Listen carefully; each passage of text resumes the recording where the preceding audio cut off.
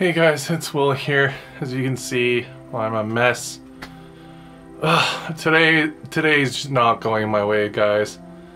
It's busy at work, of course, you know, the usual, life, but as of this video, this I'm making, it's impromptu because I unfortunately, while working on stuff, something happened to my computer and I lost all my footage from the Bolt Action Farewell event. I mean, everything. The only things I had left was the backup photos that they make like 2 of inside the camera. I had to dig deep to find it.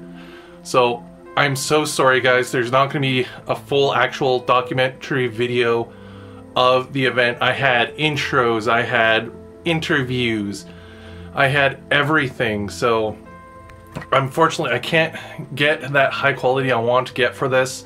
It deserved way more. We actually had a sponsor. We had everything for this video. This was going to be my first real big push for a video that I was going to do, and it's just gone. So I'm kind of upset right now. I'm really pissed off. This isn't an apology video. This is just a, hey guys, this is what you're getting coming further into this video. So this is editing me, just to let you know. Again, I'm looking because impromptu, I'm holding the camera up, so I have the screen over here. So that's what's going on, guys. If you want a better quality video where I actually had footage and plan, check out my last 2 Conquest videos. That's a game I've been really getting into right now, and I would appreciate, even if it's just a click to watch for a few seconds just so it gets views, I appreciate it. If you might want to be interested in Conquest and my opinions on it, I highly check it out. Once I have the other stuff built, I will be playing a game with Callum, so we'll do a demo game just like we did with Pnzr. So yeah, I'm just done with it, guys. We'll just get into the video. I've rambled enough. Hey guys, it's Will here. I'm coming at you with this impromptu video. If you saw the intro, you'll understand. So going over this, I'm going to just kind of explain how the event went. Again, sorry for the Windows slideshow here.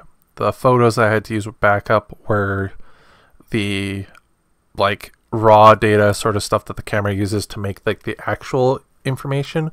So I had to do a little bit of digging to get this stuff. So this is the best I could do. Anyways, let's just go over it. So the event was at our local game store. It was a 6v6, Axis versus Allies. Me and Callum were on the Axis side. Originally gonna do some stuff, but we assumed everybody was just gonna take heavy armor because it was funds list. Everything was allowed as long as you weren't being a dick about it. So we assumed that, hey, let's just play infantry lists so we can screen the armor or whatever comes. We were expecting maybe 1 or 2 German players, one person playing SS, another person playing heavy armor with, running like 2 or 3 Tigers and stuff. When we actually got the list of what factions people were playing, it seems everybody on our team, excluding one guy who was playing Finns, which good on him. Finns are a pretty cool army to play. They take a lot of skill, but they're very fun. So I thought because everybody was just going to play Germans to liven it up, I was going to run a infantry heavy Japanese list, which my list was a 10-man squad of bamboo fighters, the max anti-tank squads, max 4 rifles and a thing, a Chihi, a medium mortar, MMG, and heavy Howetzer. We were limited to 1250 points and only 12 order dice. Kind of sucks, but it stopped. I think it was mostly in place to stop Russian spam, because on the Allied side, it was 2 Canadians, 2 Russians, and I think an American. But unfortunately, the American player did not make it due to personal stuff. So it was Canadians versus Russians. But even when they were down a player, they still had double the units on us, almost. So they got pretty lucky. There was a mechanic. Oh, I'm getting ahead of myself. I'll tell you Callum's list. Callum's list was a African Corps list. So he was running 2 platoons.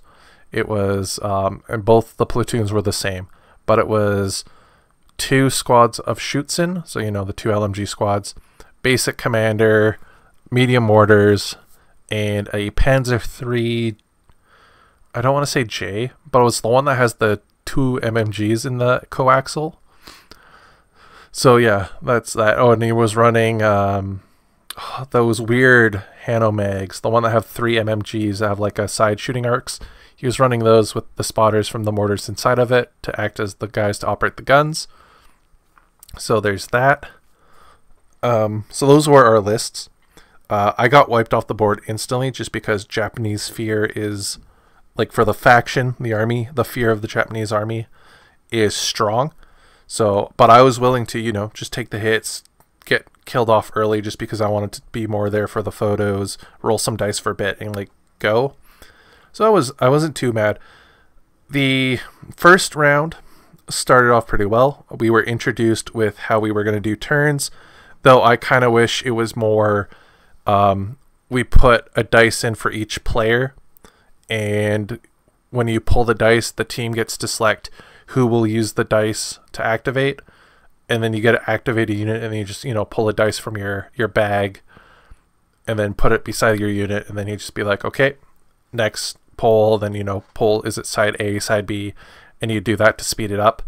But the way we did it in theory was kind of cool.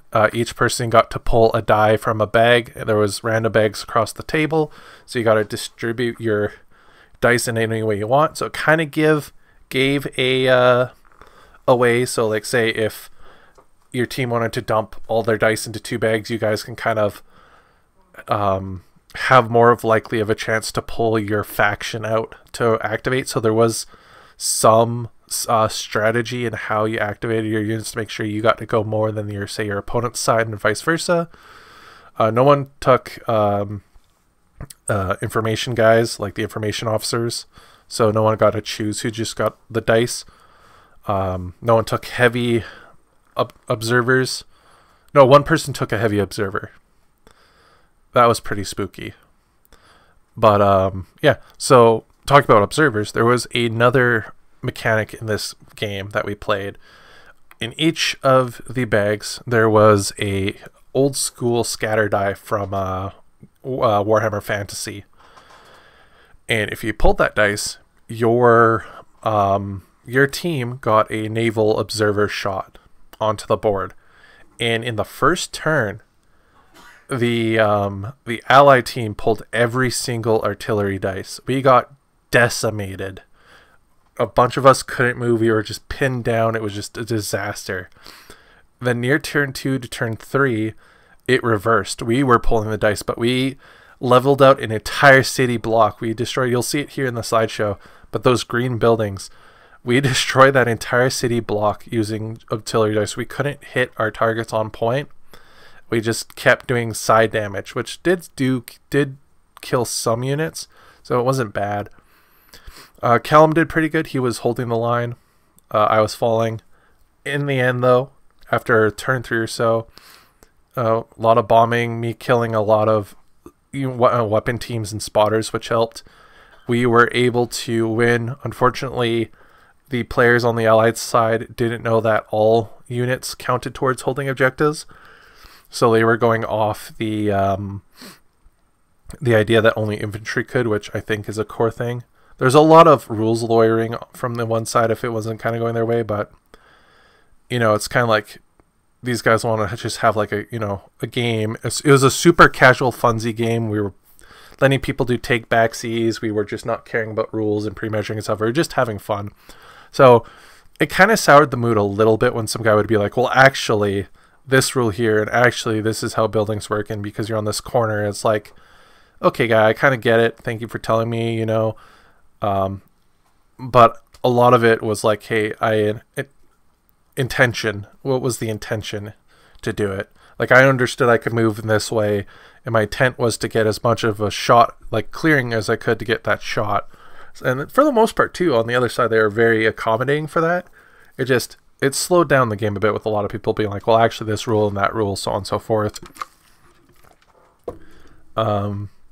Next to that, in the end, I was kind of getting, personally, myself, near the end of this game, I was personally getting a little butthurt, but again, this was just me being salty and tired. You know, you come to play this game, and then in the end, you are, you know, pinned down, You're getting attacked. None of your stuff from reserve can come in, so half what you're trying to do with your army is gone.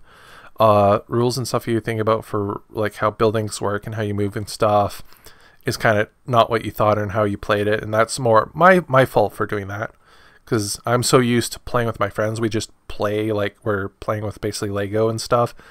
Rules is second to us, so there's that. I can't really get mad on myself, but when your dice are against you, none of your plans are going off, you're constantly being targeted, it does kind of sour your mood. Yeah, that black half track there, that's unpainted. That's the weird one that Callum had. That's our Finnish allies. There's my Chi-He, the green tank, next to Callum's Pnzr 3. There's that green building we exploded. IS-2 was decimating. That middle objective was like not looked at, and then it instantly became the main target to get in there. We tried destroying those 3 red roofed buildings because there was teams and stuff in there to clear it, but we couldn't hit the buildings. But yeah, it was a slugfest. But yeah, again, in the end, we won. Besides that, at 12, we got pizza. It was in the player package, but a lot of us forgot about that. So we, Callum unfortunately went out and got food for us. So we just let the guys have, yeah, those 3 red roof buildings on the right. We just let the guys have our extra slices. So in the end, I enjoyed it a lot. I loved it. It was a lot of fun. Interesting to see how people played. I was able to sell one of the players there my Russians. I'm currently, due to life stuff, having to downsize, so I'm selling right now like my remaining like odd German stuff, so Winter Germans, SS, and potentially Blitzkrieg, and like, Hungarians, all my side stuff. Getting ready to downside, 1 for space in case I need to move, like in case things happen, or 2, just make more space for conquest. But anyways, that's tangent into another thing that doesn't need to be worried about here. In the end, overall, this day was fun. It was one of the best games of Bolt Action I've ever had, and I hope to do it again soon when Bolt Action 3rd edition comes out. We all kind of want to come back together to do something like this again. So yeah, in the end, it was around 5 or so. We were packing up. We got to top of turn 4 / middle of turn 4. We were all low. I was basically out of the game. My Chi-He, that green tank, could not die no matter what they hit it with. He was MVP on that spot. Callum's Brandenburgers were pretty good at holding that building. And that armored column took the right flank on our side of the board. So we basically had that sector secured. In the end, they were giving out prizes, which today's video sponsor is one of them, which is Chronicle Cards RPG. I'll have a symbol popped up here and their website down below, but they are gracious enough to donate some prize support to this event. So I have received the information I need. I have sent it out to them. I will be getting replies soon back here, hopefully in the next couple of days. They are, across the world, so it may take a bit for them to get back to me, but they are going to be supplying prizes to players that have won them. So some brushes and stuff like that. So thank you again, Chronicle Cards. You guys are super sick. You're still one of my favorite personal brushes I love to use. And maybe you can hook me up with one of those tiger gloves, because that would be funny. But yeah, so all in all, fun, great time, very casual, great and awesome to see a bunch of models on the table, and one of the sickest tables I've played on. And everybody got a prize walking out of this. I picked up the this year's game event special. So every year Warlord does like a model that's meant for their tournament play scene, or their not tournament in sense, but registered, not registered, but like set up, like organized events. There's the word. They're organized events. They have models and that you can use for prizing for like best player, best painter, whatever have you. So I got the model for that, which was Brad Pitt from Inglourious Bastards, and I picked up also a U.S. HQ squad, so medic, the lieutenant, on a mortar machine gun team sort of thing. Just because I'm focusing for the Allies, I'm going to be doing more Americans, less Canadian British, so I got that. Callum, I believe, picked up Patton and I think another team, or a tank. I think he got a tank. But yeah. And then, of course, everybody else got something too. But yeah, that was it, guys. That's basically all there is to say about this. Again, really sorry I couldn't get the videos. I had interviews. I had posted pre-game interviews, like B-roll of us driving there. Like, it was going to be awesome. My first attempt at a real serious, like, documentary video. But, yeah. Hopefully you enjoyed this, even though this didn't turn out the way I wanted it to, and having to use backup photos. And I'll just say to all the guys who were there that let me come in, take photos, play. So thank you so much for running this. A shout out to Andy, one of the members, I think maybe even one of the founders to Trident. They have a podcast that they do.